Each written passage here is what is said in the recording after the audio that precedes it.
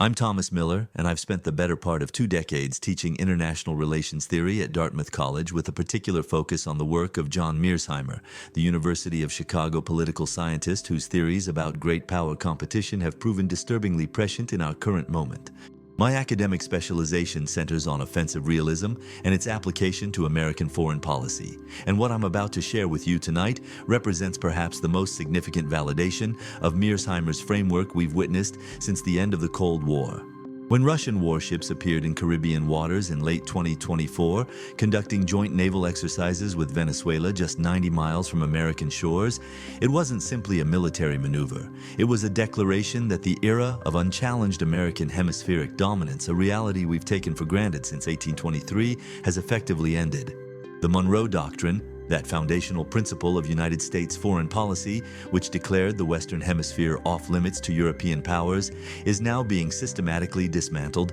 not by European nations, but by a resurgent Russia and its emboldened Latin American partner, and the strategic implications of this shift will reverberate through American security policy for generations to come. I want you to stay with me through this entire analysis because what's unfolding in the Caribbean right now isn't just another geopolitical skirmish. It's a structural transformation of the international system that Mearsheimer predicted in his seminal 2001 work, The Tragedy of Great Power Politics. And understanding the full scope of this crisis requires examining not just the immediate military deployments, but the decades of policy decisions that made this moment inevitable. Please leave a comment below telling me where you're watching from, your city and country, because this story affects every corner of the Western Hemisphere differently, and I'm genuinely curious to hear how audiences from different regions are processing these developments.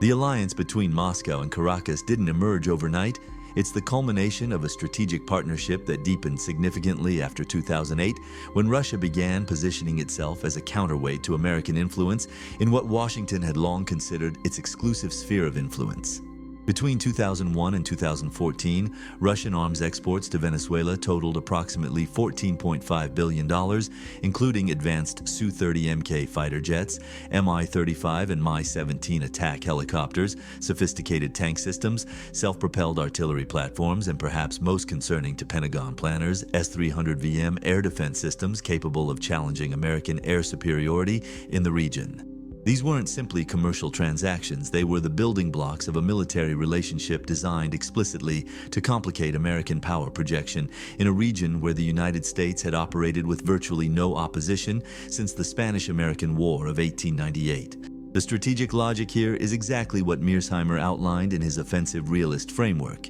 Great powers are structurally compelled by the anarchic nature of the international system to maximize their relative power position. And they do this most effectively by establishing regional hegemony while preventing rival powers from achieving the same in their respective neighborhoods. The United States accomplished this feat in the Western Hemisphere by the early 20th century, becoming what Mearsheimer identifies as the only successful bidder for regional hegemony in modern history, a status achieved through a combination of favorable geography, weak indigenous balances, and the distance of European great powers. Russia under Vladimir Putin, witnessing American military interventions from Kosovo to Iraq to Libya, recognized that Moscow could never achieve security in its own near abroad as long as Washington maintained a policy of liberal hegemony aimed at expanding NATO eastward and promoting regime change in countries Russia considered within its sphere of influence. The Venezuelan partnership, therefore, serves a dual strategic purpose for Russia. First, it establishes a forward military presence in the Western Hemisphere that forces the United States to divert attention and resources away from Europe and Asia. Second, it secures Russian access to Venezuela's vast petroleum reserves, estimated at over 300 billion barrels, the largest proven oil reserves on the planet.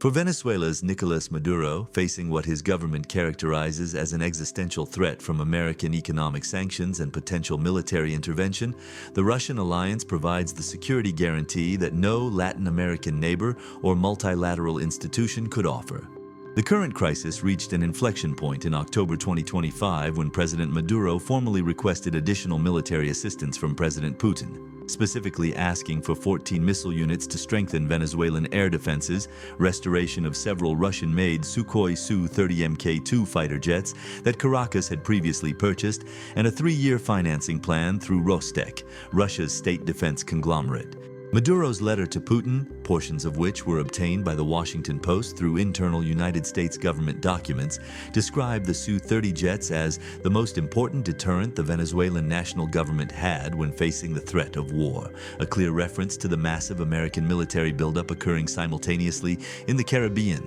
That buildup is unprecedented in scale, the deployment of the Gerald R. Ford Carrier Strike Group brought total United States forces in the Caribbean to over 15,000 personnel, supported by F-35B stealth fighters, AC-130 gunships, MQ-9 Reaper drones, and an array of naval assets representing the largest concentration of American military power in the region since the Cuban Missile Crisis of 1962. The Pentagon's official justification for this deployment centers on counter-narcotics operations and dismantling transnational criminal organizations, but no serious analyst believes that narrative explains a carrier strike group deployment. This is great power competition in its rawest form, and Moscow responded exactly as Mearsheimer's theory would predict. Russian Foreign Ministry spokesperson Maria Zakharova announced that Russia maintains contact with Venezuelan leadership and stands ready to respond to Caracas's request for critical support, effectively extending a security guarantee to a government the United States has spent years trying to isolate and overthrow. The financial dimensions of this confrontation reveal the enormous costs of maintaining global hegemony in an increasingly multipolar world. The United States Department of Defense budget request for fiscal year 2025 reached $849.8 billion, with the fiscal year 2026 request climbing to $892.6 billion. The House Armed Services Committee advanced an even higher authorization of $925 billion, reflecting congressional concern about rising threats, particularly in the Indo-Pacific theater, where China's military modernization continues at an extraordinary pace. These figures represent just the baseline defense budget. They don't fully account for ongoing operations, intelligence activities, veterans benefits, or the hidden costs of maintaining over 700 military installations in more than 80 countries worldwide. Operation and maintenance alone consumed $332 billion in fiscal year 2024, while military personnel compensation reached $191.9 billion to support approximately 2.1 million active duty and reserve troops. When you add the costs of simultaneous military presences in Europe to deter Russia, the Middle East to counter Iran and maintain regional stability, the Indo-Pacific to contain China, and now a resurgent commitment to the Caribbean, you begin to understand why Mearsheimer has spent the past 15 years warning about American overextension. The wars in Iraq and Afghanistan alone cost nearly $3 trillion by the end of the Bush administration, according to economists Linda Bilmes and Joseph Stiglitz, funded largely through borrowing rather than taxation, adding approximately $1 trillion to the national debt while crowding out spending on infrastructure, healthcare, education, and scientific research. This is where Mearsheimer's second major work, The Great Delusion, Liberal Dreams and International Realities, published in 2018, becomes essential to understanding how we arrived at this moment. Mearsheimer argues that after the Cold War ended, the United States abandoned the realist principles that had guided American foreign policy during the superpower competition and instead adopted a grand strategy of liberal hegemony, an ambitious effort to spread democracy, integrate countries into the open international economy, and embed them in liberal international institutions. This strategy was destined to fail, Mearsheimer contends, because it fundamentally misunderstands the power of nationalism and the limits of liberalism in international politics. When the United States invaded Iraq in 2003 with the explicit goal of transforming that country into a functioning liberal democracy that would serve as a model for the broader Middle East, American policymakers believed they were acting on universal principles that all peoples would naturally embrace once freed from authoritarian rule. Instead, they encountered fierce nationalist resistance, sectarian violence, the emergence of the Islamic State, and a conflict that destabilized the entire region while costing thousands of American lives and trillions of dollars without producing the stable democracy that justified the intervention. The same pattern repeated in Afghanistan, where 20 years of nation-building efforts, massive financial investments estimated at over $1 trillion, and the sacrifice of more than 2,000 American military personnel failed to create a government capable of surviving beyond the American withdrawal. The relevance to Venezuela becomes clear when you recognize that American policy toward Caracas has followed the liberal hegemony playbook almost perfectly. Rather than accepting Venezuela as a sovereign state with the right to choose its own political system and economic model, even if that system is authoritarian and economically dysfunctional, the United States has pursued maximum pressure sanctions designed to collapse the Venezuelan economy and force regime change. These sanctions, which have frozen billions of dollars in Venezuelan assets and essentially cut the country off from the international financial system, were supposed to turn the Venezuelan people against Maduro and create the conditions for a democratic transition. Instead, they've produced a humanitarian catastrophe with millions of Venezuelans fleeing to neighboring countries, while simultaneously pushing Maduro deeper into the arms of Russia, China, and Iran, precisely the axis of states most interested in challenging American global dominance. Mearsheimer would argue this outcome was entirely predictable because nationalism, the bonds of shared identity and collective purpose within a political community, almost always proves stronger than the appeal of liberalism imposed from outside, particularly when that imposition comes at the point of an economic weapon or military intervention. The emergence of what analysts now call the axis of upheaval, the increasingly coordinated cooperation between China, Russia, Iran, and North Korea, represents exactly the kind of balancing behavior against American power that offensive realism predicts will occur when a hegemon overextends itself. Russia has sustained its war in Ukraine through Iranian drones, North Korean troops, and ammunition, and Chinese-manufactured weapons components, demonstrating how these four autocratic powers are creating alternative networks of military and economic cooperation designed to function outside American-dominated institutions. China and Russia are working together through forums like BRICS and the Shanghai Cooperation Organization to establish development banks, payment systems, and trade networks that bypass the dollar-denominated financial architecture controlled by Washington and its European allies. Venezuela fits naturally into this emerging multipolar structure as a country with enormous natural resources, strategic geographic position, and a government whose survival depends on resisting American pressure. When Moscow extends military protection to Caracas, it's not primarily about Venezuela. It's about establishing the principle that the United States no longer possesses the capability or credibility to enforce its will in every region simultaneously. The tragedy that Mearsheimer identifies in great power politics stems from this inexorable logic. Even security-seeking states, nations that genuinely wish to live peacefully and focus on domestic prosperity, are forced by the anarchic structure of the international system to engage in competitive behavior that often produces the very conflicts they hope to avoid. The United States, emerging from World War II as the most powerful nation in human history, used that power to create a liberal international order based on open markets, collective security institutions, and the gradual spread of democratic governance. For several decades, particularly during the early Cold War period, this strategy was tempered by realist recognition that Soviet power imposed limits on American ambitions. After 1991, with the Soviet collapse removing that constraint, American policymakers convinced themselves that history had a direction, that liberal democracy represented the endpoint of political evolution, and that American power should be used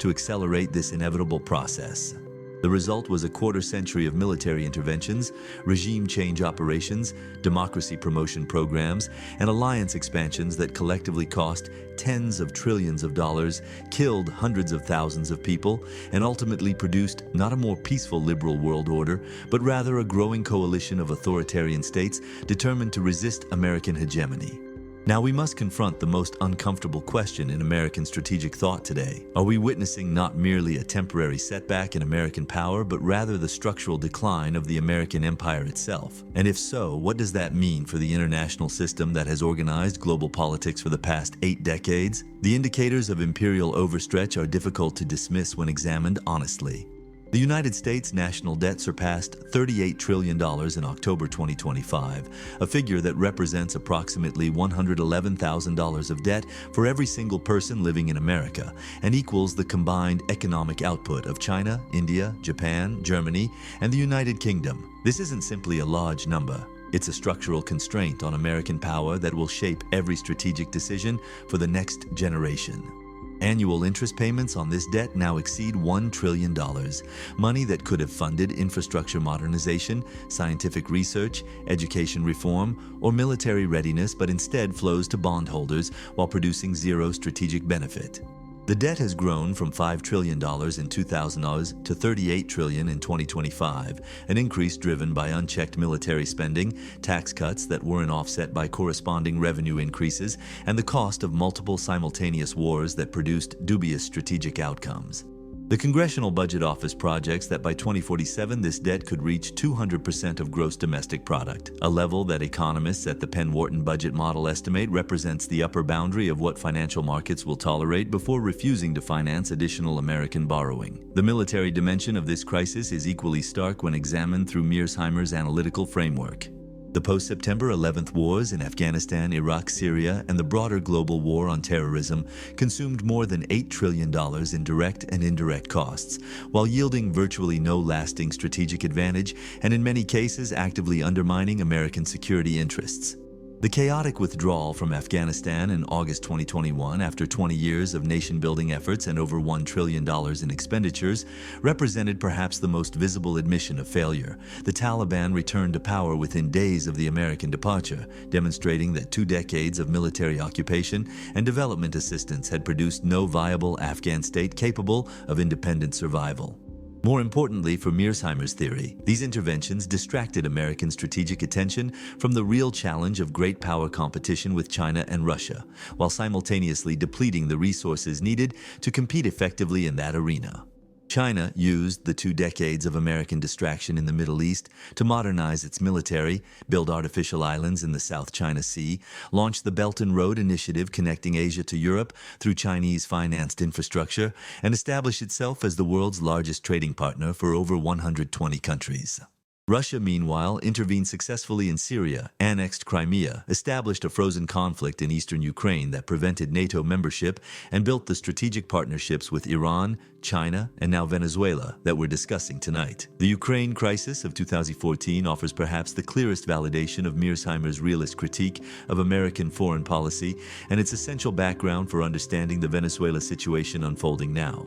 In his landmark 2014 essay, Why the Ukraine Crisis is the West's Fault, published in Foreign Affairs just months after Russia annexed Crimea, Mearsheimer argued that the United States and its European allies bore the majority of responsibility for the crisis because they had spent 2 decades pushing NATO expansion eastward, despite repeated Russian warnings that this represented an existential security threat. At the April 2008 NATO summit in Bucharest, the alliance declared that Ukraine and Georgia would eventually become members, a red line that Moscow had explicitly and consistently identified as unacceptable. Mearsheimer's argument wasn't that Russia's response was morally justified, but rather that it was predictable. Great powers simply do not tolerate hostile military alliances on their borders, and they will use force to prevent encirclement regardless of international law or liberal norms. The United States would never accept a Chinese or Russian military alliance with Mexico or Canada, and Washington demonstrated this principle repeatedly throughout the 20th century,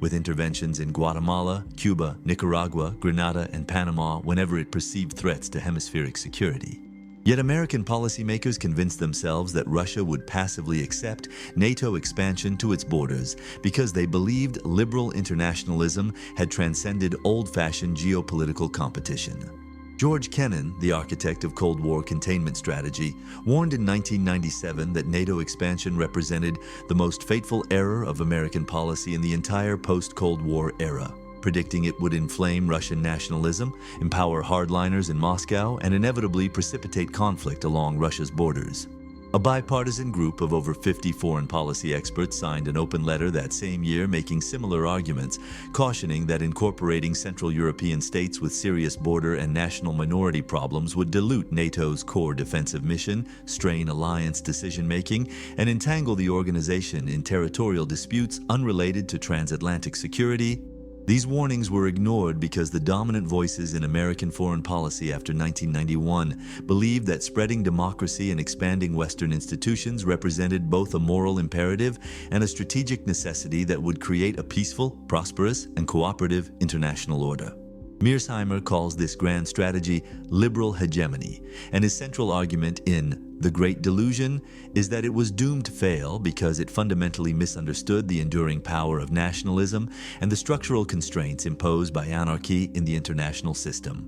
Liberal democracy cannot be successfully exported to societies with different historical experiences, cultural traditions, and political identities, particularly when that export comes through military intervention or externally imposed regime change. The relevance to Venezuela becomes apparent when you recognize that American policy toward Latin America has followed precisely the same liberal hegemony logic that produced disaster in Iraq, Afghanistan, Libya, and Ukraine. Rather than accepting a multipolar hemisphere where different countries might choose different political and economic systems, Washington has insisted on democracy promotion, regime change, and integration into American-led institutions even when those policies clearly push target states into the arms of rival great powers. If this analysis sounds familiar, please take a moment to like this video, subscribe to the channel, and activate the notification bell so you don't miss future discussions of these critical geopolitical developments, and leave a comment telling me what city and country you're watching from because I'm genuinely curious how these dynamics look from different regional perspectives around the world. The sanctions regime imposed on Venezuela, designed to collapse the Maduro government by destroying the country's economy, has instead created exactly the humanitarian crisis and Russian military presence that American policy was supposedly designed to prevent. This is the tragedy of great power politics operating in real time. Security-seeking behavior by one state produces insecurity in others, leading to competitive dynamics that leave everyone worse off than if they had pursued more restrained policies. The erosion of the dollar's status as global reserve currency provides another concrete indicator of declining American structural power. The proportion of dollar-denominated assets held by foreign central banks fell to 56.3% of total foreign exchange reserves in the second quarter of 2025, the lowest level since 1994 and down from 57.8% just one quarter earlier. This represents a decline of nearly 1.5 percentage points in 3 months, and if this trend continues at the pace of the past 5 years, the dollar's share could fall to 50% within another 5 years. While 50% would still leave the dollar as the single largest reserve currency, the trajectory is unmistakable. The world is gradually moving away from dollar dependence, reducing American ability to use financial sanctions as a geopolitical weapon and increasing the cost of financing American debt. China and Russia are actively building alternative payment systems like the cross-border interbank payment system and expanding bilateral trade in local currency specifically to reduce vulnerability to American financial power. The BRICS nations, Brazil, Russia, India, China, and South Africa, recently expanded to include Iran, Egypt, Ethiopia, and the United Arab Emirates, represent roughly 40% of global population and 30% of global GDP. And they're explicitly coordinating to create economic architecture that bypasses dollar-denominated trade and Western-controlled financial institutions. The domestic dimension of American decline manifests in collapsing faith in institutions and growing public resistance to the costs of maintaining global hegemony. A 2024 Pew Research study found that less than 20% of Americans trust the federal government to do what's right, while a September 2025 Wall Street Journal NORC poll discovered that only 25% of Americans believe that hard work leads to economic gain, representing a catastrophic erosion of the foundational narrative of American prosperity. The infrastructure crisis, crumbling roads, collapsing bridges, inadequate public transit systems, reflects decades of neglecting domestic investment in favor of foreign military deployments and nation-building projects that produced no lasting benefit. Manufacturing employment has hemorrhaged from American communities to China, India, and Southeast Asia, hollowing out the industrial base that supported middle-class prosperity and provided the economic foundation for military production during previous great power competitions. The widening gap between rich and poor, the opioid epidemic devastating rural communities, the political polarization that makes coherent policy formulation nearly impossible. These are all symptoms of an empire that has prioritized external dominance over internal cohesion. Victor Bulmer Thomas, Professor Emeritus of Economics at the University of London, forecast in his recent work that the American empire will have difficulty surviving these compounding pressures, and an increasing number of Western scholars share his pessimism about the trajectory. This brings us to the question of what comes next, because decline is not destiny, and empires face choices about how they manage diminishing relative power. Mearsheimer has spent the past decade advocating for a grand strategy he calls offshore balancing, a dramatic departure from the forward-deployed, alliance-heavy, intervention-prone approach that has characterized American policy since 1945. Offshore balancing would involve withdrawing American military forces from regions where local powers can provide their own security, maintaining over-the-horizon capabilities to intervene if a potential hegemon threatens to dominate a critical region,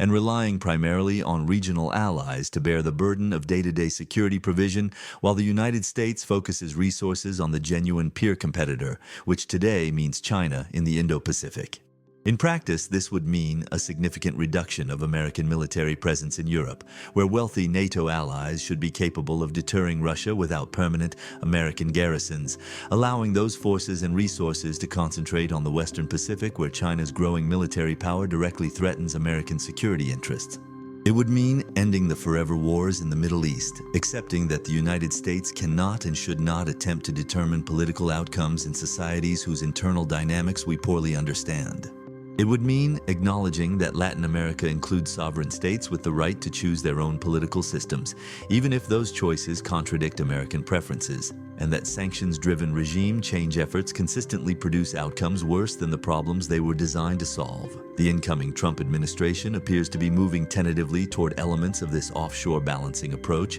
though with significant inconsistencies and complications. Trump has repeatedly threatened to reduce American commitment to NATO unless European allies dramatically increase their defense spending, arguing that the United States can no longer afford to subsidize European security while facing challenges in the Indo-Pacific. At the Shangri-La Dialogue in Singapore, defense officials confirmed this shift, stating explicitly that they're pushing European allies to own more of their own security so Washington can increase focus on the Indo-Pacific as the priority theater. This represents exactly what Mearsheimer has advocated: burden sharing with allies, strategic prioritization based on genuine threats to American security, and recognition that the United States lacks the resources to maintain military dominance in every region simultaneously.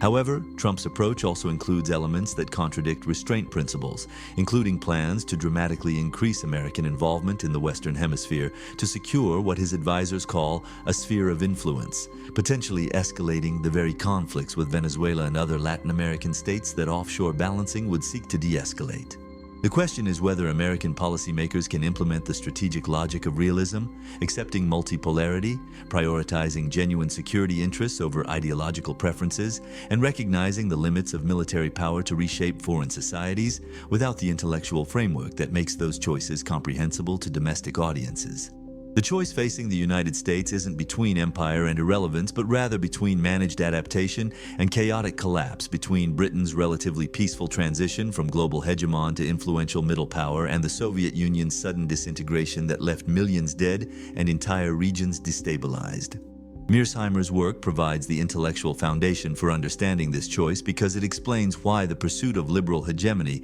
was always going to produce the current crisis, and why returning to realist principles, limited aims, respect for spheres of influence, reliance on regional balancing, offers the best path forward. The Russian-Venezuelan alliance that brought us together tonight is a symptom of American overextension, not its cause, and addressing it requires fundamentally rethinking American grand strategy rather than simply deploying more carrier strike groups to the Caribbean. Geography still matters, nationalism remains the most powerful political force in international politics, and great powers will always compete for security regardless of their internal political systems. These are the enduring realities that Mearsheimer has spent his career explaining, and they're the realities that American foreign policy must finally begin to accept if we're to navigate the multipolar world that's emerging, whether Washington likes it or not.